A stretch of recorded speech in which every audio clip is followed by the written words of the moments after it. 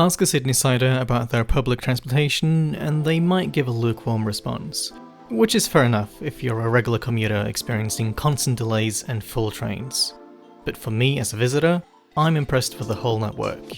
With some exceptions. From reversible train seats to a consistent design language, let's talk about Sydney's public transportation.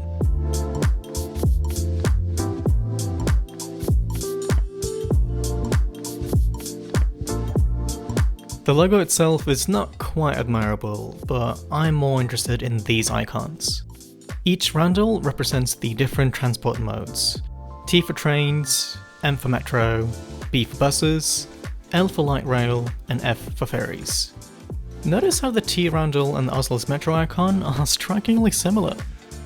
I'm personally more a fan of pictograms instead of letters, as they are easy to understand to most people and they typically don't require any explanations.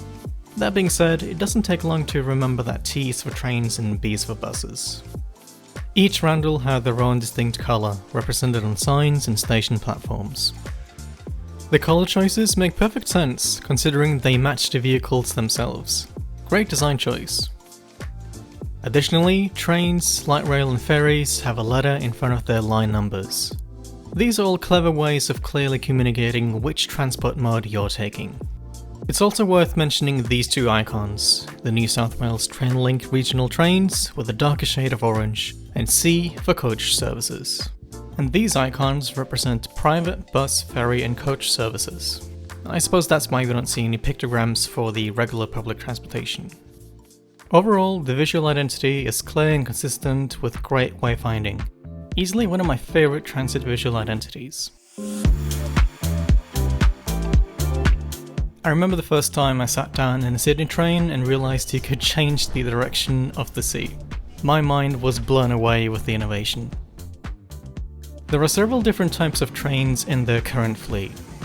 One thing they have in common are their iconic silver colour design, with yellow doors, and the fact that they're all double-decker trains. A timeless design that even made it to Mario Kart. I love how they increase capacity by having 2 floors. A pro tip is to sit downstairs during summer and upstairs during winter, as it's somewhat cooler downstairs and hotter upstairs. And of course, there are step-free areas as well. Newer trains have displays inside, showing a limited route overview. I'd prefer it if they told me which train line I'm currently on though. This is too minimalistic, even for my standards. Older sets such as the Tangara trains lack screens and reversible seats. But an even older train set does in fact have reversible seats. Sydney is full of surprises. You'll find some of the best city views from any train station in the world here, notably Circular Quay. Back home in Norway, I'm used to widescreen platform displays, but here in Sydney, they use a mix of both. It puts a heavy emphasis on showing every single station along the route, and I'd say it's a good choice. Thus, the user can be comforted knowing that their train does in fact stop at their destination. The Norwegian design lacks this, but on a flip side, they're way less cluttered and might be easy to read from distance. I'd like to see displays on the sides of Sydney's trains though, as I believe it would make it easier for people to confirm that they're about to enter the correct train. The transit diagram is clear and easy to read in my opinion. However, I wish I could see the service patterns for limited versus all stops trains. Notice how it says domestic and international airport with an airplane icon next to them. On the platform display, the word airport is missing, and once sitting in the train, there are no airplane icons. If you're proficient in English, you'll understand that domestic and international are referred to Sydney Airport. However, just reading domestic or international may spark confusion for non-English speakers. Good design is when you don't have to think twice about something. I guess it's true that Aussies love to shorten every word. I mean, it's not called Sydney Central Station, no, that would be way too long. Let's call it Central. That being said, the train stations are often named after the suburb they're located in, and I'm a big fan of this simple logical choice. On the other hand, I wish buses would implement this style. Why call it Cabramatta Road and Cook Park when you could just call it Cook Park? Longer names might be more specific, but way more difficult to remember. Apologies in advance, but the buses are the weakest part of Sydney's public transportation.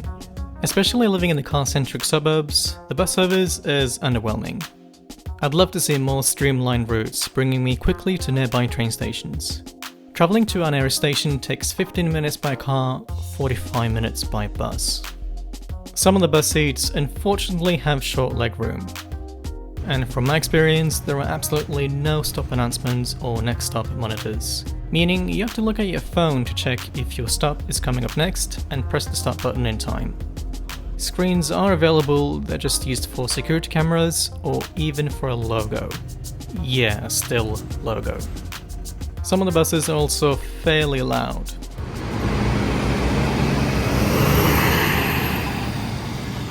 I feel bad for saying this, since the bus drivers are of course doing a great job. I find it cute how the buses are decorated for Christmas, for instance. Plus, zero-emission buses does in fact exist and more are on the way. And they have these cool-looking double-decker buses as well.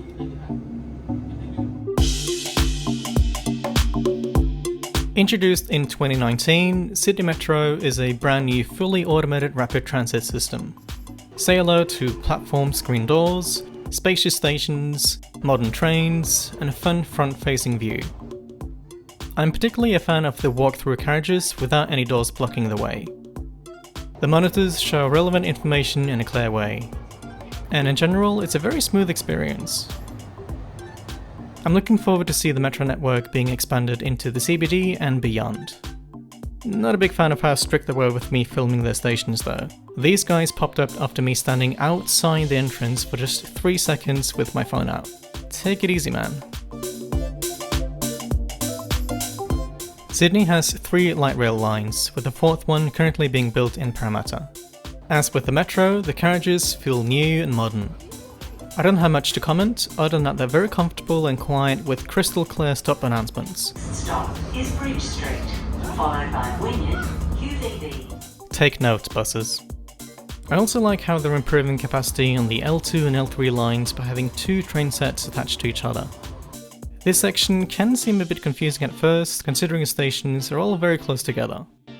Speaking of which, the distance between Town Hall and QVB is just 200 meters.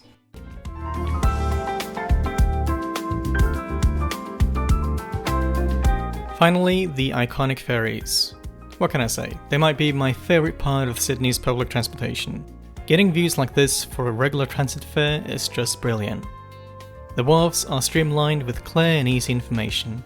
Just look at this layout, it's so professional with this one-way system. There are seats for both sunny and rainy weather. We found these benches to be a bit uncomfortable to sit on, but there were better seats on our way back. The seats indoors are also comfortable. But why sit down when you can stand and enjoy the view?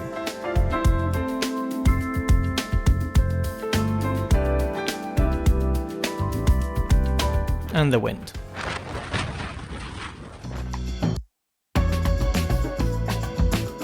The ticketing system, named Opal, is fairly easy to use. Just tap your Opal debit or credit card when entering and leaving a station or a vehicle. You can even use your phone to tap on and off. Fares are automatically capped if you spend over a certain amount in a day or a week. I might prefer Oslo's trust-based system though. With the lack of any ticket barriers, you don't have to constantly tap on and off. Just pay for your ticket in an app. But unlike Oslo, Sydney doesn't have fare zones. Fares are calculated by kilometers travelled. One might argue that this leads to fairer prices than zones. Nobody likes to travel a short distance through 2 zones and ending up paying a lot for it. Still, with a kilometer-based system, it can be difficult to calculate in your head how much you have to pay. Unless you check it online first, of course.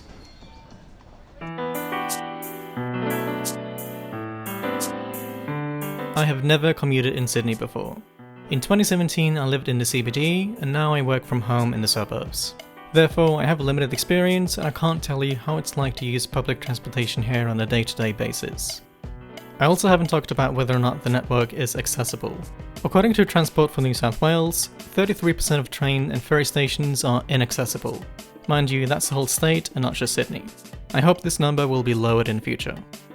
Sydney is a big city with a lot of future development. I'm excited to see all the new metro train expansions and other changes to the network. Apart from lacking public transportation in the southwestern suburbs where I live, I'm a big fan of Sydney's trains, metros, light rail and ferries. The design language is consistent and well thought out, noticeably wayfinding for trains.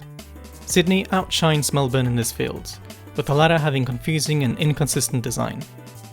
But hey, at least Melbourne has next stop monitors inside buses, and something Sydney dreams of.